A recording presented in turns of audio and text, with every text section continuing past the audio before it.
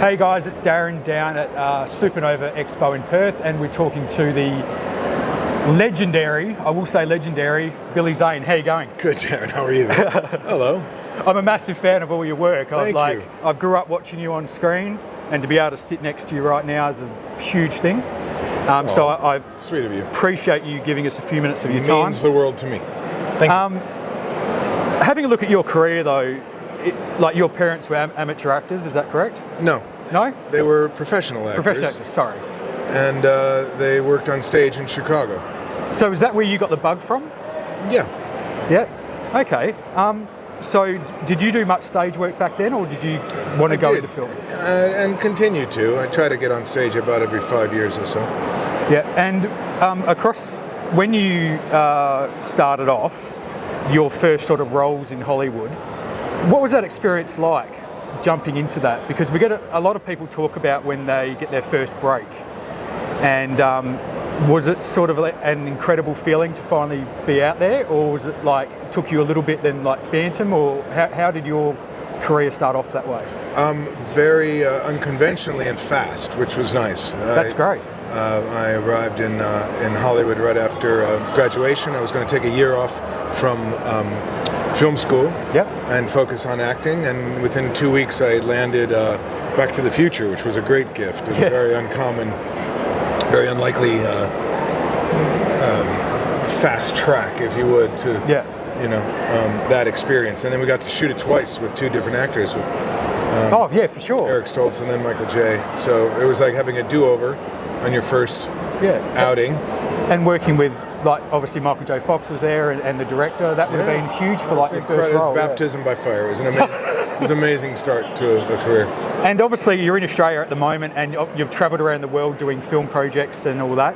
And I as I told you before on your Instagram, it's great that I've seen you go around Perth and have a look. Trying to make the best of it. Lovely place. Do you like doing that when you travel, to go have a look around a bit of the history? When I have time, certainly. And I usually like to paint when I'm in a new place. I haven't had time to do that per se, but it's been a lovely introduction to Western Australia. I've managed to spend quite a bit of time in Australia since the late 80s doing Dead Calm. Yeah, Dead Calm, But I spent most of my time in New South Wales and Queensland. Only a little bit in Melbourne, which I had a lovely stay again. We screened The Phantom in a couple cities. We screened it in Sydney and in Melbourne. You shot a little bit of The Phantom over east? Sorry? Did you shoot a little bit of The Phantom over east? Over in Melbourne or Sydney. Did you film some of The Phantom? We shot it in the Gold Coast. Yeah, Gold Coast. Yeah. And then also in a bit in Brisbane. Yeah. And a little bit in right around the corner from Hometown Square at Universal Studios on New York Street. Okay. So we were back at Universal lot doing some of the New York stuff. Yeah. And Thailand. Okay. We were in Krabi. You mentioned Dead Calm. That's a solid film. It even holds up to this day. I watched it probably about 3 months ago. Did you? Yeah, love it. It's a good film. I think just working with that pedigree, and Philip Noyce, the director. George Miller producing. Yeah, it's just Doug Mitchell, Terry Hayes. That was a bit of baptism by fire, I suppose, as well. Sam Neill. Nicole Kidman. And then you're on the water as well, so that would have been even more interesting. Yeah, me and water. It's a tricky one. No, but that was a incredibly fortuitous opportunity to. I guess that was my first leading co-starring role. And what a beautiful piece of material, and what a great piece of cinema. I'm very honored to be part of that. I think it's legendary. Such a great character. Philip did it's a great character. It's really well crafted. It's a great script and beautifully directed, just sublime. Yeah, and then obviously, like, we've got your Dead Calms, we've got your Phantoms, and then we've got obviously one of the biggest films of all time, Titanic. Even now, these days, like, because I remember seeing it at the cinema when it came out, even if I'm just channel hopping and it's on, I'll always sit there and watch it, even just for a half an hour or so. I'll just like watch it and go, God, this is good, because I love movies so much. Which half? The better half? I love the first half. Like, I like character development and all that stuff. Have you seen the 3D? No. It's fascinating because for the most part it's a drama for about 2.5 hours, and then it's an action movie.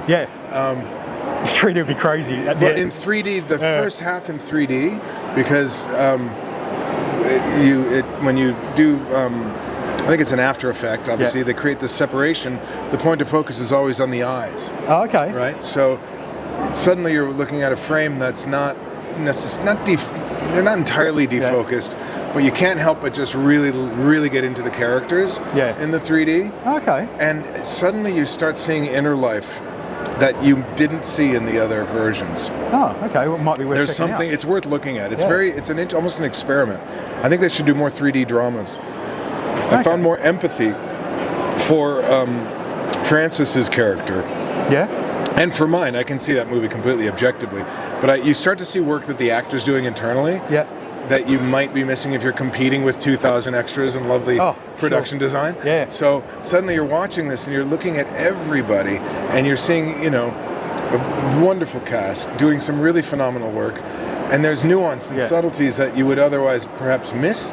But thanks to the 3D, you're kind of hanging on every glimmer or flicker and question or doubt that they have. Yeah. I was really taken by that process in the first half of the film. I mean, the second half, sure, great effects. And, we all love that, but it was fascinating to see. And most films don't think of, applying 3D to drama. No, not or at can all. afford to, for that matter. Yeah, that's right. And this was that unique outlier, and it had a very, I think, unexpected byproduct, which was perhaps deeper resonance of its dramatic arc and its character journeys. It was really interesting. Yeah, I love behind the scenes things with movies because I'm such a movie junkie, and so the behind the scenes stuff with Titanic, like the studio in Mexico, and like it's just incredible how they put that together, and the miniature work and all that stuff as well, like with the corridors flooding and all that thing. Like being on that set and having that ship, sink.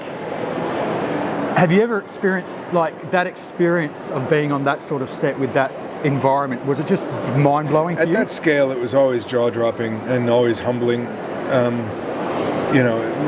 200-foot cranes moving on the skyline at all times, and thousands of crew members. The backbone of that film was the Mexican crew, to be honest. I've read about the them. red caps. I mean, they were just wonderful. Yeah. And you were always just, it was an engineering marvel, an unproven, imperfect science, wondering if the hydraulics on sinking the bow, if it will return with the extra weight of the water. It's crazy. How long, it was a miracle that thing got. But you can see how Jim's gone from Titanic to Avatar. Like, he just likes to push it. He likes to push Always everything. does. He doesn't make a film that doesn't require the use of a new kind of tool set and technological breakthrough. Now, I'm not going to hold you up much longer, but I need to ask you about the Brando film, watching Brando. Yes, of course. Because I saw the trailer a while ago, and I'm like, ooh, Billy looks great. The story looks cool. I want to see this. It's fun. So, what can you quickly tell us about that film? We spent the better part of 6 years crafting it. I produced it as well, and it's not a cradle to grave biopic. We focus on a 5-year period. His happy place. He's in Tahiti. Told Hollywood to sod off, and kind of went there to just be among people who didn't really care who he was, and yet he was such a forward-thinking, curious and intrepid man that his love of humanity and his commitment, he walked the walk where very few did, and his commitment to indigenous rights, to civil rights was unprecedented. Here applied to environmental rights was so ahead of the curve, it was phenomenal.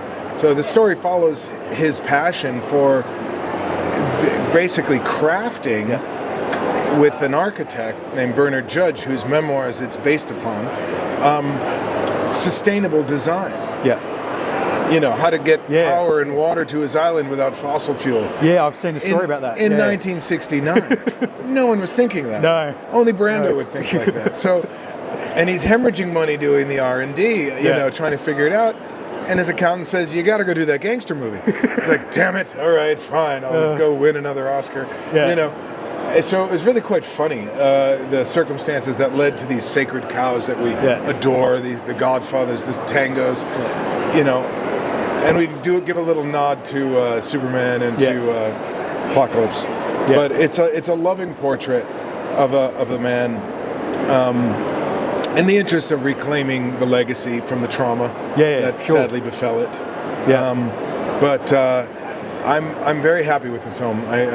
It's a product of agreeable cinema. It's pleasant and funny. Yeah. And John Heder plays the architect. Who you know from Napoleon Dynamite and is just a wonderful actor. And our chemistry is really quite good. I look forward to seeing it. So I'll be catching that the second it comes out. And then just one last thing: you've worked with incredible filmmakers in your career. Do you have a favourite director you've worked with? Is there one? It's hard to say. It's like Sophie's Choice. I mean, I really enjoyed Philip Noyce on Dead Calm, and he really set the bar, which was hard to beat. He was, very generous and funny and encouraging, and sat next to the camera and gave of himself in a way. Wasn't in a tent. That's good. Half a mile away, looking at playback. That was a great lesson I borrowed as a director.